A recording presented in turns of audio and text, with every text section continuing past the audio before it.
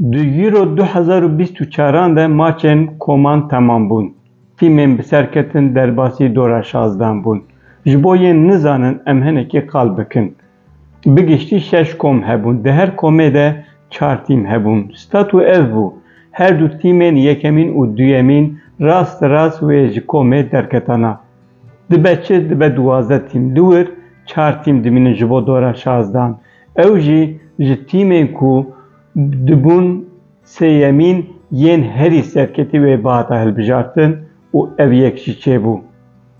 Di dawiyê de ji koma E 2 tîm derketin. Almanya yekemîn, Swîsre duyemîn. Koma B, İspanya yekemîn, İtalya duyemîn. Ji koma C 3 tîm derketin. İnglistan, Danimarka, Slovakya. Ji koma D dîsa 3 tîm derketin. Avusturya, Fransa, Hollanda. Ji koma E Romanya, Belçika, Slovakya û ji koma F jî Portekiz, Tirkiye û Gürcistan derketin. Bu çi? Bu 16 tîm. Ev 16 tîm derbasî dora 16 bûn. Maçên dora 16 29 mehê wê dest pê bikin. Maça yekemîn di navbera Swîsre û İtalyayê de ye. Di nav koman de tîma herî serketî İspanya bû. İspanya di her sê maçên xwe de jî bi serket.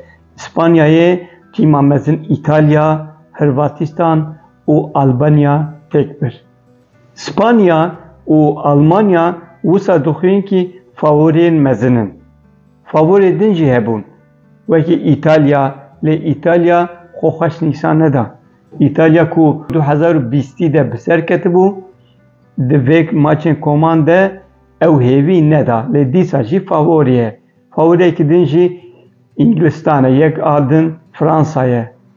Wan jî hêviyekî gelekî mezin bi xasî İspanya û Almanyayê neda, lê dîsa jî tîmên mezinin û ew jî favorî ne.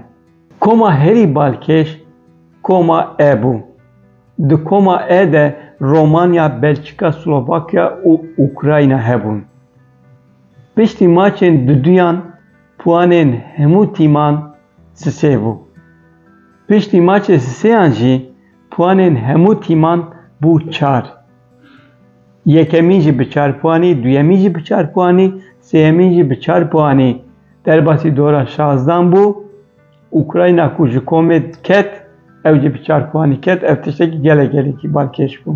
Biya me favoriya herî mezin İspanya û dora jî Almanya ye. Helbet di dora 16 de hinek din wê tîm berxwe bidin wê hê zelal bibe rewş ber bi kube diçe, lê anha de em dikarin bêjin her du tîm favoriyên mezin.